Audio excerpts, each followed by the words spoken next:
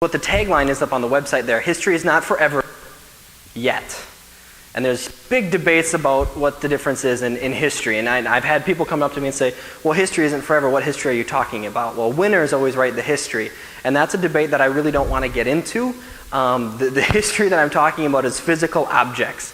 So let's get rid of the rest of who wrote what, and we're going to actually just go to physical objects. Physical history isn't forever, and I think we can all agree on that. This stuff is disappearing. We see it in our local museums, we see it in big museums, we see it with the amount of money that we put behind institutions like the Smithsonian. And we'll talk about them and what they're doing in this field a little bit later. And a gentleman I got to talk to from there by the name of Michael Edson, who has some really cool ideas about what this looks like going forward. So we wanted to make the history come to life. I loved history class, I really did. Is Joel out here? No? Okay. But there's some really sad heads. I got an A in his history, A- in his history class. You can ask him on that. I think I slept through most of his history classes, to be honest. I loved the subject, but I could not engage with the material. I couldn't. I'm good at memorizing books and going through that, but the material didn't grab me in any way, shape, or form. It really didn't. I loved the class. I love Prof. Lau. Don't get me wrong, but I couldn't grab material. And my partner, Chris Wood, is the same thing, except he didn't do so well in history. He just slept through it and didn't really study because the material didn't grab him at all. I know we've all had that trouble with different subjects, and history tends to be one that's very interesting, but tends to fall by the wayside because we have no tangible, and we can't really go pick up an object and bring it into a classroom. So that's not there. So we thought, okay, we can do this. We can scan these objects and print them and give them to classrooms all over the place. Well, how the heck do we start that? And how are we going to attack a project this big? There are 55,000 registered museums. That's registered museums on the planet. That doesn't count the mom and pop shop, or I think the UMA Historical Society that I drove by. UMA? I'm going to mispronounce that. I drove by. They have a really cool house. Kind of looked in the windows as I drove by. There's some neat stuff in there. I bet you they aren't registered. I bet you those 55,000 museums is a tiny, tiny fraction of all the cool stuff that's out there. If you think of your own antique collections, or you think about your parents' antique collections and how much of that you would actually want to bring into a classroom and say, this is what they used to use, and show them that, well, now we're getting to a point where you can. And if you can't bring the object, you can bring a 3D image of the object. But we can't do this all by ourselves. But we are doing this by listening to teachers, students, local figures, and national businesses to kind of try and bring that content into the classroom. So we got started a little over a year ago, and really this all started with I wanted to go get on a bike and go down the coast of Greece because I thought that would be a really cool thing to do. And I got done with high school, and then I finished up college at Emmanuel, didn't go back through the SEM, and I thought, hey, I'm going to go get on a bike and I'm going to go ride, kind of get my stuff in line. Well, then came the idea of funding this, and it's a lot more expensive when I started looking at plane tickets. Then, okay, there's some cost here. How do you fund a trip to go look at cool stuff? And my dad and I were kind of joking, and he goes, you should bring a laser with you and scan stuff. I'm like, what? He goes, yeah, just tie a laser on the back of your bike and go scan stuff with your laser. And I don't know how many of you know him, but he says these kind of things, and I take it more than one of you.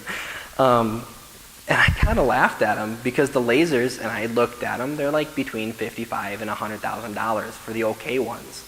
And then they're up from there. And they're big. I mean, they're the size of the podium. I'm not hooking that on the back of a bike that I'm pedaling around the mountains. So how do you do this? Well, what if I could get paid to take pictures of cool stuff? Okay, I thought that was a pretty good idea. So I kind of came back and we started brainstorming, and I worked, my coworker Chris Wood and I kind of got to tax on it and said, well, who else is doing this? And we found out there wasn't really anybody doing it at the time. So we thought, this is the perfect moment for it. And we found a guy, and I didn't pull up the video because I was having enough trouble with YouTube, but Michael Edson is the head of future technology and for museum media and future sciences for the Smithsonian. It's his job to sit there and kind of create a crystal ball and see what's coming down the road, and how do we make museums applicable to everybody, and how do we get them out there, and how do we make them interesting again. So he had given a couple talks, one on TED. I don't know how many of you use TED Talks or watch TED Talks. He'd been doing something called Glam the Museum, which is big in the museum community. And after watching a few of his, we literally rewrote one of his poems and sent it back to him in an email and said, hey, we'd love to talk to you. And he got the email, said, great email, when can we sit down? And we're like, really, it worked? We used Twitter, by the way. I hate Twitter, but we used it. So we sat down for about 45 minutes and we explained what I'm about to. And 45 minutes turned into an hour and a half. He skipped his next meeting. He said, I can't miss my next one. I have to go. Tell me when you guys are off the ground and running and wait to see what we do in November. And I thought, okay, so they're probably already doing this because they're really cool and they have a lot of money. And so we kind of went further and further and further down the path, looked at starting a company, looked at a nonprofit, looked at a for-profit, and ended up with an L3C. And I don't know how many of you are familiar with that, but I'll explain that later as well. We couldn't afford a laser scanner, so we ended up buying this little $400 Sense scanner that plugs into your USB on your computer, and it was absolutely terrible. We thought, this isn't going to work at all. And the project kind of went on hold due to some family issues. And when we picked it back up again, we picked it back up again in April or May, sometime in May we picked it back up again. And there was this kind of, not new technology, but new to us, called photogrammetry. And how many of you have heard of photogrammetry? One. Okay, cool. Two, three. Photogrammetry, we're trying to get Webster to call it Xanning, because photogrammetry, you just can't text that. So XAN, if you're going to Xan something, and that's kind of the name. But if we can get Webster to call it Xan, that'd be great. So if all of you would petition Wikipedia, I'm not going to be upset about it. Photogrammetry is the process of taking photos and turning them into a 3D model. And it's literally that simple. All we have to do, and I say this now because I'm again going to bring it up later, you guys are going to maybe help me do this. Under the suggestion of a teacher who couldn't make it here today, Amy Osborne. And she's one of the reasons that I am here today. She thought it'd be kind of cool to let the teachers help out as well. I'm going to kind of backtrack a little bit and go to a presentation that was sent to me. I put in a help desk ticket on this software at about 11 o'clock at night to Autodesk. And I said, hey, I need some help, this isn't working, and I got a response at 11 p.m. and I'm going, wow, that's a really, really ambitious help desk individual. And it turns out that I was actually talking to, if I can pull this up here, maybe, the head of programming at Autodesk for their photogrammetry projects. No? Or not. I'm going to let it sit for a second and think and see if it's going to pop over, because it did that to me earlier. There it goes. So after a few back and forths, I helped her fix a dead link on the downloads. She helped me get my software running and working. And she goes, well, what are you guys doing? And I kind of explained it. She goes, that's really cool. Tell me more about it later. I have to go to bed. It's like 1 a.m. my time, but here's my TED Talk. And I thought, that's not a help desk person. They don't let them on stage. So I have it queued to the right minute when this is going to pop in for us here. And we'll talk about her. Her name is Tatiana, and she is extremely enthusiastic about this tool. Because that's what photogrammetry is, Xanning is. It's a tool. It's nothing more, it's nothing less. She chalks it up to magic. She said if it looks like magic, that's because it is. And I don't know if that's in the section that we grabbed here. But she wants this tool to help researchers and to help teachers educate, because it is very cool.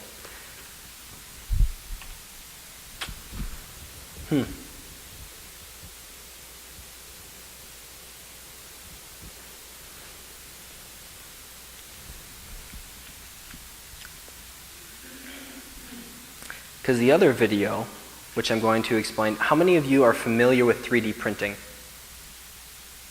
Okay, a couple more. So you could kind of explain the basics of it as it went through. I'm going to poke fun at my Uncle Dan Rail here for a second. He's a public school teacher, so let him go.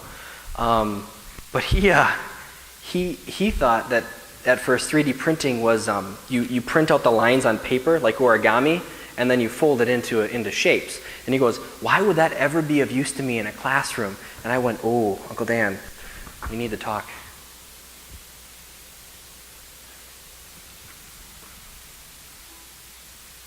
Ba-dum. So while she's talking, I'm actually going to hand these out.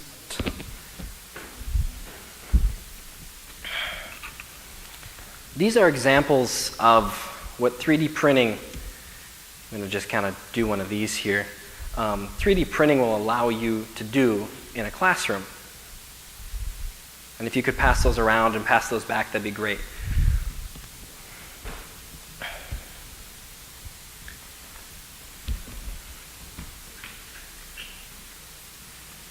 Maybe? All right, I think she's going to let me, I think she's going to talk now. So we'll come back to the models as well in a second. I'm going to see if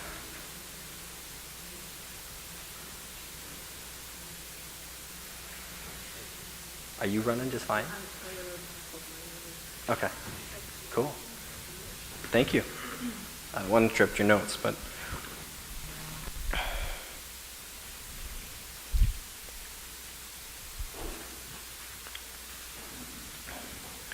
so the mask that's floating around, and if they can cross aisles, it'd be great. The mask that's floating around came from the Chazen Museum in Madison. Has anybody been there by any chance? Yeah, okay, cool place. I really like the place. I was introduced to it by a student, and I was like, hey, is there anywhere cool in Madison to take images of? And she goes, yeah, go to the Chazen. So we went up there, and I said, hey, can I take pictures? And they said, no flash photography. Great, because flash actually ruins your images when you're taking the pictures.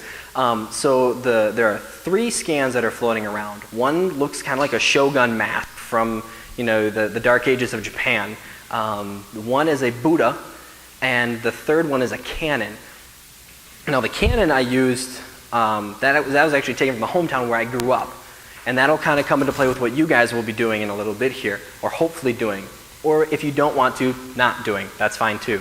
The Buddha is from 600 AD.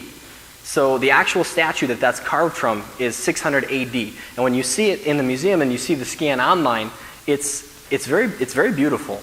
But it definitely is showing signs of wear and signs of pulling apart.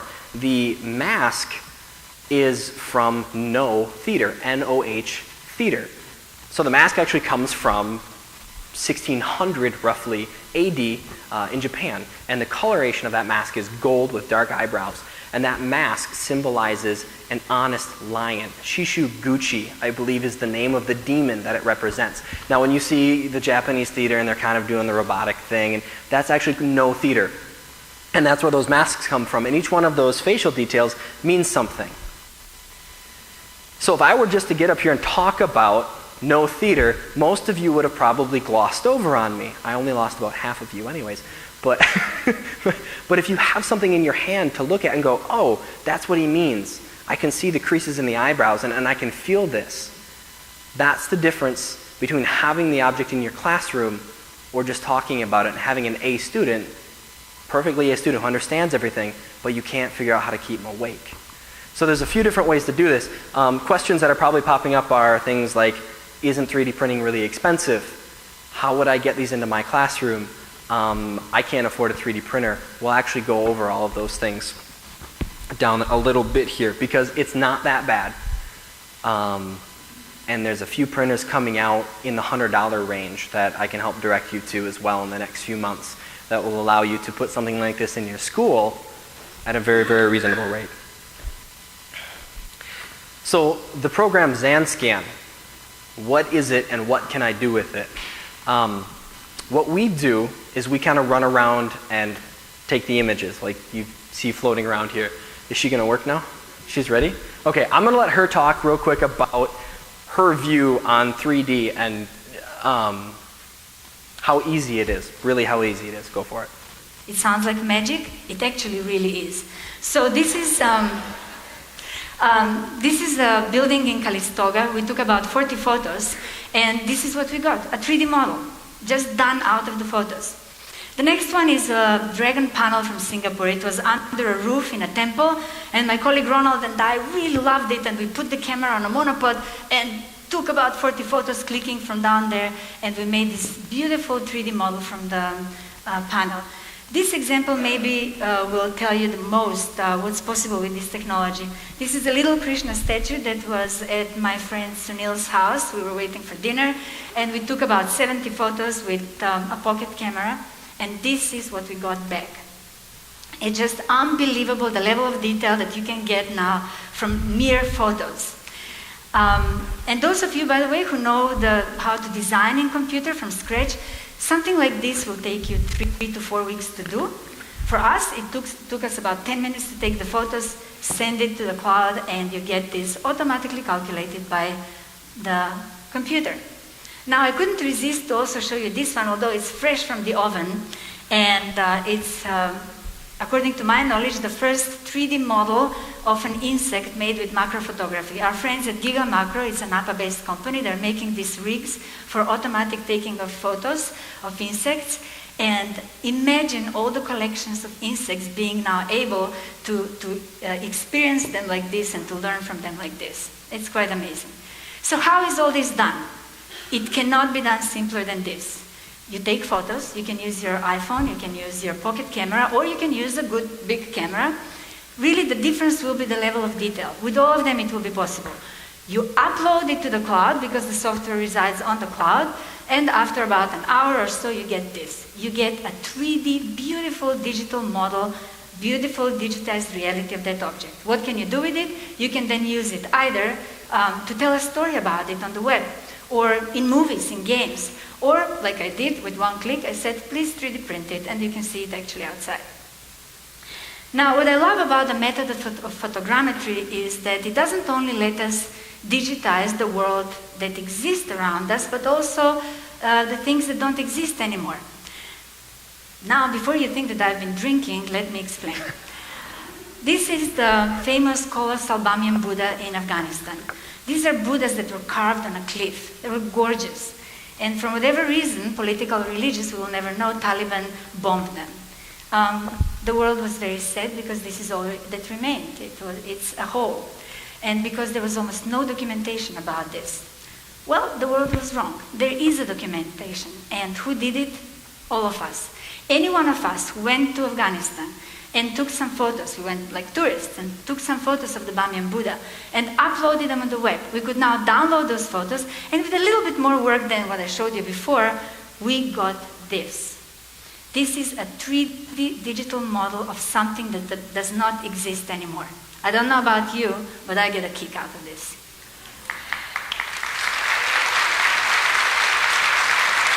Okay, and you can stop it there. And then, do you want to grab that other, there's a second video. Yeah. That's okay.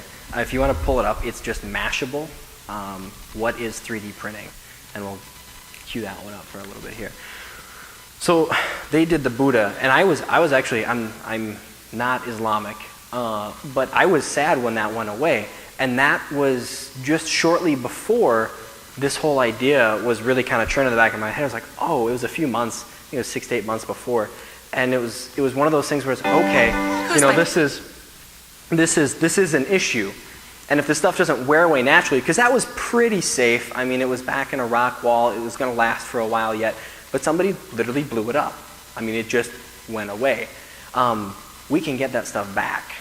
And you can now use that again to teach in classrooms. That's kind of cool. Microsoft did it with the Eiffel Tower. And they downloaded every photo of the Eiffel Tower ever taken that was on a Windows computer. If you clicked yes on one of your updates, it allowed them to search your computer for Eiffel Tower pictures, however that works. Most photographed building in the world, and they had less than a millimeter of resolution on the Eiffel Tower at any given point in time. So contractors who'd go up and literally take a picture of a nut and bolt that they had to replace were photos that were out there that Microsoft grabbed and created this absolutely perfect 3D rendering of the Eiffel Tower. Now you guys can do this in your own backyards. One of the things our website offers, we'll run through this real quick. Yeah, let's go ahead. This is what is 3D printing. We had to jump around a little bit because of speed. But this will explain what's in your hand. Go for it. 3D printing technology is already changing the way we produce objects, from tools and toys to clothing and even body parts. 3D printing is part of a process known as additive manufacturing, where an object is created by adding material layer by layer. Additive manufacturing allows designers to create complex parts for machines, airplanes, and cars at a fraction of the cost and time of standard means like forging, molding, and sculpting. Now, smaller, consumer-friendly 3D printers are bringing additive manufacturing to homes and businesses. The first step in 3D printing is to create a blueprint of the object you want to print. You can use modeling software like Blender to create your own designs, or you can visit websites like Thingiverse or Shapeways to find objects other users have 3D modeled. Once you have a finished design, it's time to send it to the printer. Some printers, like the MakerBot Replicator 2, have renewable bioplastic spooled in the back of the device, almost like a string. When the printer receives the data, it pulls the material through a tube, melts it, and deposits it to the plate where it instantly cools. As you can see, the 3D object is created through layering, where the printer will add one layer of the object at a time until you have a fully formed structure. The most common material used in 3D printing is plastic, but the use of some other materials allow for the creation of some pretty amazing products beyond simple tools and toys. 3D printing food is becoming very popular, and additive manufacturing has allowed for the creation of some pretty intricate treats. In the medical world, doctors are testing biomaterials for regenerative medicine. By using a patient's cells, doctors could 3D print small body parts like ears and noses. Some surgeons have even tested 3D printed organs for transplants. Recently, giant 3D printers in China printed 10 houses in just one day and at a cost of less than $5,000 per house, proving just how cost and time-efficient 3D printing can be. For more on 3D printing, check out Mashable's latest coverage. And don't forget to watch the other videos in our Mashable Explained series. So just kind of a real quick, what it looks like when that thing is being printed. And you saw food up there, they're 3D printing skin. HP is set to release 3D printed glass in the next year, so you're going to see a lot more of that popping up. I'm sure you've seen it in the medical fields, the kid with the hand. That kid's hand was actually done by his father because the one from the doctors was so poor. And it didn't fit his son. So he made that hand, and then he put the hand, which is better than the one that he got at the hospital, online for free. And he said whoever wants it can have it and print it. So all of that stuff, that's kind of the community and the culture. I'm sure you all use the Creative Commons, or how many are familiar at least with the idea of the commons, the public domain, the material that we can use for free without copyright infringement. All of this, everything that we do will be available in the Creative Commons. It will be available for free. With the Creative Commons have a set of licenses. And the way we're going to license everything in here is a non-commercial, redistribution, share alike. And I'm missing one. But basically the gist of it is you can remix it all you want. Oh, attribution. So you can remix it all you want, you can modify it and do it and print it and download it, and we'll have all the files downloadable on the website as well.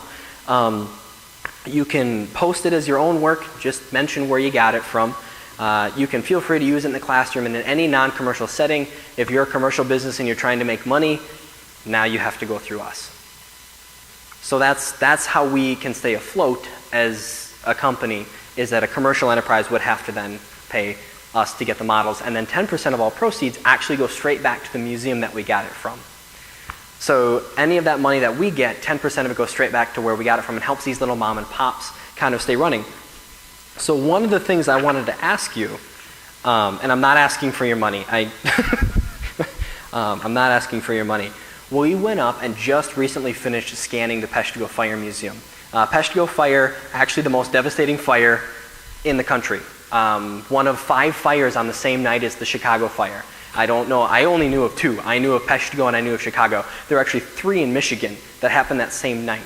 The ones in Michigan I don't believe were as fatal. I know they weren't as fatal as the Chicago. And then in Peshtigo they lost confirmed 800, anywhere between 12 and 1,500 out of a town of 1,800. So they're not really sure. But there's a little kind of a gem of a museum. So we went up and we thought, hey, it'd be really cool to scan a piece of where I grew up and kind of get this going. So what we came out of there with, and this is the absolutely a beautiful thing about these little museums, and it's always free for the museums for us to come in and scan, is we found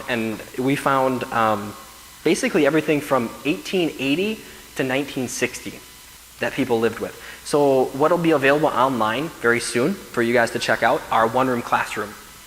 Just a full 3D model of a one-room classroom from the 1930s. A storefront from the 1930s. There's a few pieces that left over from the fire, but there wasn't much. Most of the city was actually completely burned.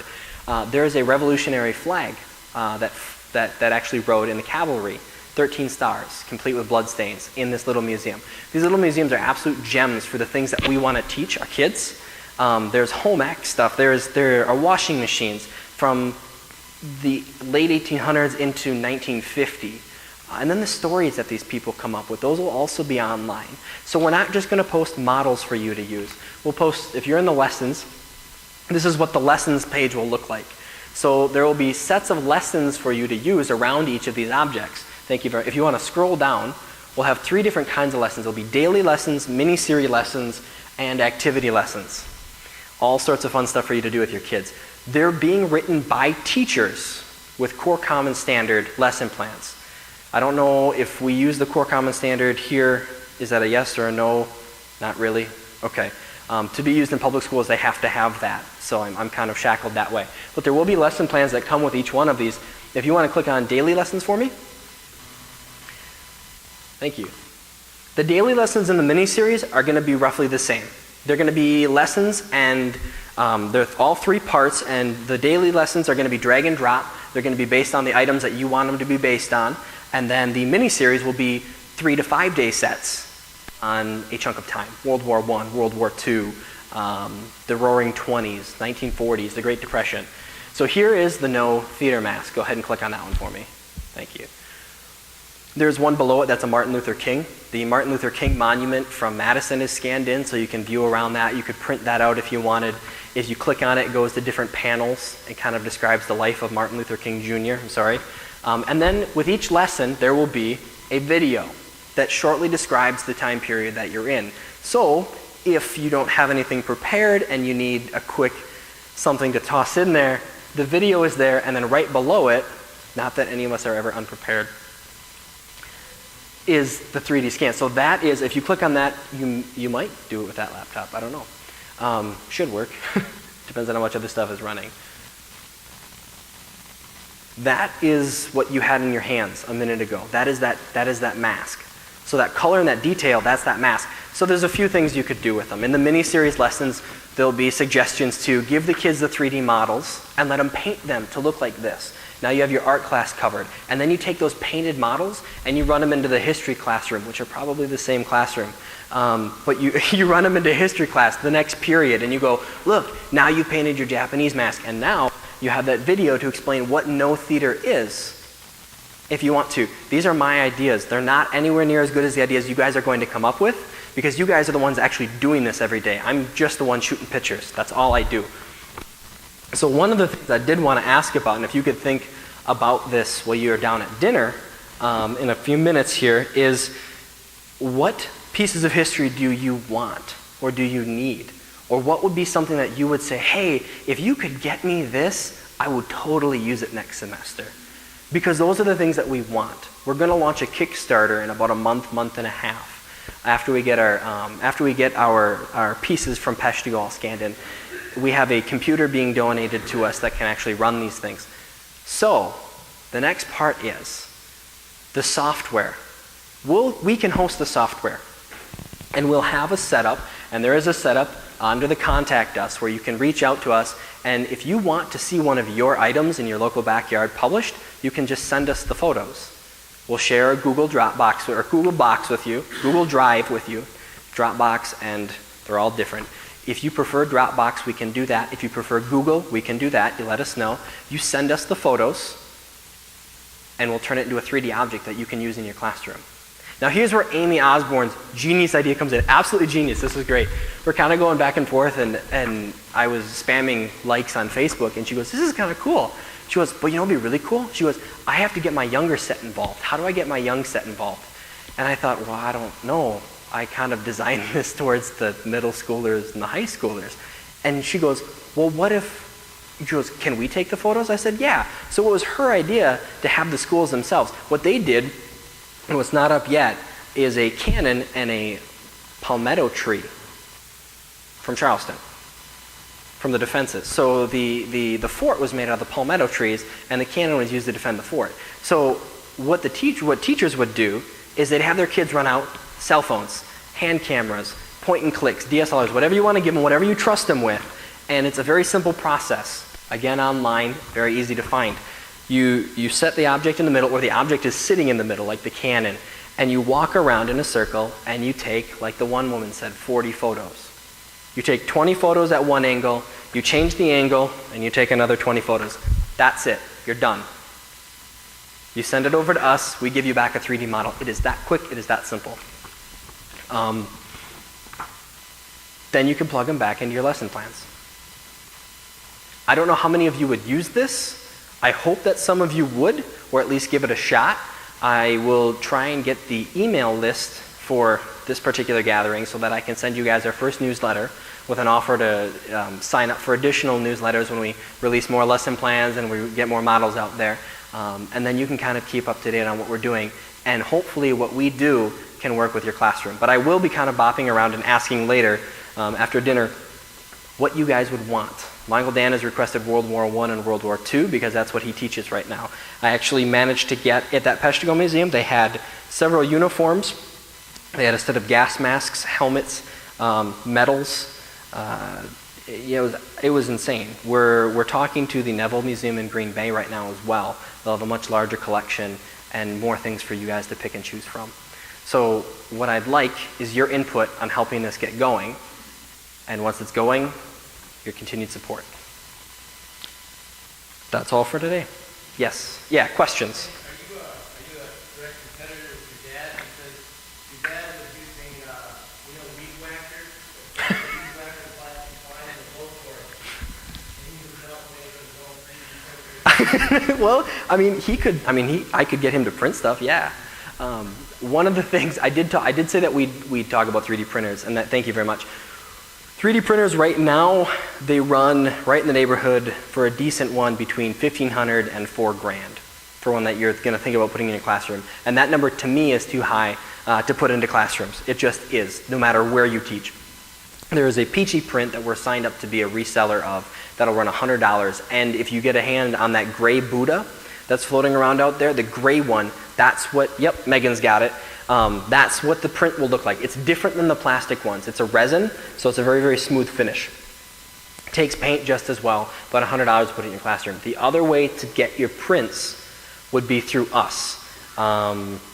We can hook you up with either a local printer, and there's a national network of 3D printers. They're just guys that have 3D printers in their houses. They run them out the back, and they charge you like $4 for a setup fee and a couple bucks an ounce. So you can get, I think, the Buddha was like $6, $7. I printed off 3 of those no masks for 13 or 14. So when you talk about cost, it's not that expensive. I know it is an additional cost on top of what you're already putting in, but for a cool aid, it's already there. Yes?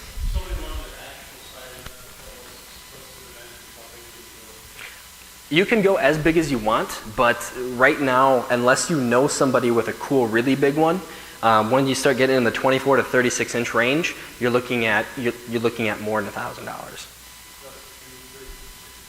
Yeah, 36 by about 36. Yeah, but some of them are 24 by 36, depending on your draw. So yeah, yes. You can't print like components of it and then put it together like a big. Yes, you can actually. And there is a piece of software out of Russia that they did exactly that with. A statue fell over in Russia. I don't know why. Things happen over there. It fell over. It broke into a bunch of pieces. They took the rocks and they set them onto a turntable and they spun it and took all the photos of it. And then they were able to recreate the statue digitally and then actually go back to those pieces and they knew right where to put them. They made a computer do all the math. So yeah, you can do that. That's how they do the hand and everything else. Yes? I saw somewhere that they printed a car and drove it out of the printer. Yes. Well, yes. So the 3D printed car, I actually have pictures of that. Aaron Juice was down there at that conference. He took a photo of it and sent it to me. I didn't know what he sent me at first. And then they're like, 3D printed car. Most cars have, it's like 12,000 moving parts or something crazy like that. The 3D printed car has less than 400. So they printed the car, and then they just attached everything there and then drove it away. Yeah. Yeah, so they put the batteries in the engine. Yeah.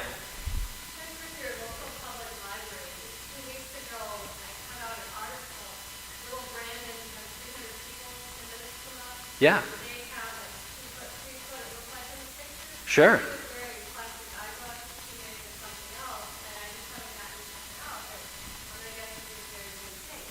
Yeah, it would be, they probably have a printer. I've seen the libraries, I don't know exactly how they all work, but I've seen libraries get printers. You could then take the file on a flash drive from the website, walk right in and say, hey, can you print this?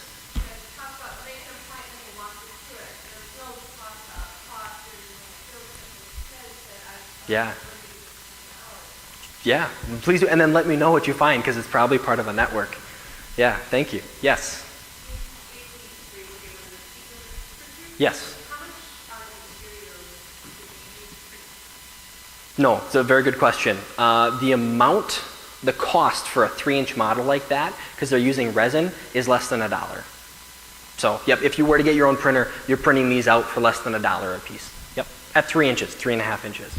So, any other questions? I thought I saw a hand up over here earlier. You're all like, it wasn't me. Oh, that might have been what I saw, kind of out of the corner of my eye. All right, I will make sure to get a hold of that email list, and if you guys have any suggestions, please come find me. I'm here tonight. I think there's a bonfire or something. I'm going to stick around for that. Yes. L3C. Yes, that is. Thank you. That is something I didn't touch on. We're not a nonprofit organization. We make most of our funds by doing partner work with companies like Kimberly-Clark. So we were approached not that long ago by a custom app developer for Kimberly-Clark, and they said, hey, we need 3D models of their stuff so we can put their stuff online. It takes a 3D modeler, she said weeks. It literally, we talked to them, how long does it take you to do a block of cheese? And they all kind of really ashamedly look at the desk. It goes, it takes us about 16 hours to do a block of cheese. And we all laugh because we can do about, what do we figure? We can do 25 to 30 models in an 8-hour workday with a lunch break and smack talk. So they're like, oh, there's something to it. So we make our money doing that. Now an L3C is very specifically structured so that the company itself is allowed to be a for-profit company, but has to legally have a socially advancing goal. So it is allowed to make money as long as it continues to contribute in this area. It allows them some tax runs. It allows PRIs, private investments like that, to be written off by the companies that give us money. So companies can actually invest in us and then write off that investment as a donation. So some big companies do have an amount of PRI and an amount of donation they have to do per year. We then fall into the PRI category, which is kind of an odd duck. Wisconsin does not support the L3C. They did in 2008 to 2011. They shut it down. We're actually incorporated out of Wyoming. And the mailing address on there is out of Washington, because if you send that a snail mail, it'll go to an RV mailing company that will then open the letter and scan it and upload it so we can see it wherever we happen to be in the world at that point in time. It's like $20 a month, and it's great. It's made for people with RVs. I thought, why not? It's the same thing for me. I just won't be in one place. So if you do send that, it'll end up in Washington, and I'll be able to read it that way.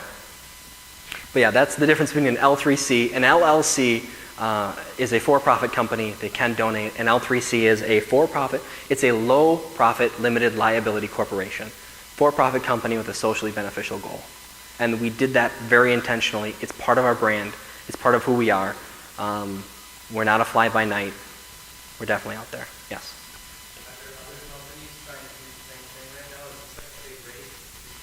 There isn't.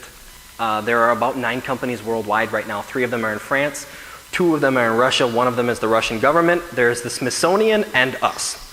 And I wish I was joking, but I'm really not. The software is currently being used by graphic designers, CAD individuals, because you can actually if you took photos of the pew and took a measuring tape and measured from this distance to this distance and told the software if that's how far this is, it would automatically generate the numbers on the rest of that model. So you can be very detailed with it. So no, right now there really aren't a lot. There's one guy at the British National Museum of Art, and I talked to him because I thought, how are you getting the models that he's getting? Well, he's a graphic designer there, and he just shows up in the morning before they open, and there's no people, and he takes his camera and he shoots photos, and then he puts them online. He's no permission. He just thought it would be fun, and so he goes, "You got to come over and visit." I thought, okay, that'd be cool. In April of next year, we will be leaving the States. So our goal is to start up in Ireland at the Dublin Museum, the Potato Famine Museum, start scanning there, and then cut down through Europe. So the goal originally of biking through Greece will be accomplished at some point, and we'll be able to send some really cool stuff back stateside for you guys to use in classrooms. Any other questions? The software that's out there, you're just using it in a different way, or did somebody write that? Yes, somebody wrote the specific software. So the software we've been using is from Autodesk, and Autodesk is kind of a large CAD and software company here in the States. They had a beta version open, so we got the high-res models for free for a couple of months, which was great. So the models you see on here are extremely high resolution, limited only by the camera. That beta closed on the 15th, so we're actually now starting up with the AgiSoft software, the Russian software, which is, they allow us to have it on our own computers and run it through us. Now, there is an Android app and an iPhone app out there if you guys want to just make a 3D model with your phone or your iPad or your tablet. It's called 123D Catch, and that'll be on the website as well, 123D Catch. That simple. And it actually tells you how many photos you have to take of each object. You press send, and about 45 minutes to an hour later, it kicks you back a fairly low resolution, very viewable 3D model of whatever you just took photos of. So that's all free as well.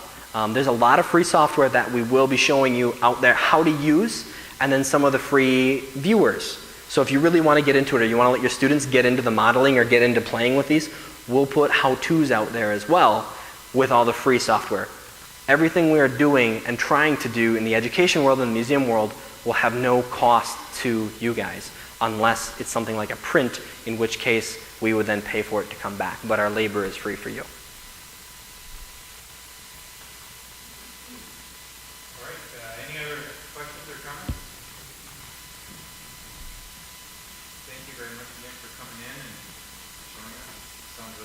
Thanks for having me. Cool. Dinner's ready. I got the thumbs up, so. Before we break for supper for tonight, any announcements? The bonfire announcements or whatever's planned? Yeah, as long as we can find dry things to burn, there'll be a fire over on the driveway between the park and the street. So there'll be some lunch there and hopefully good conversation.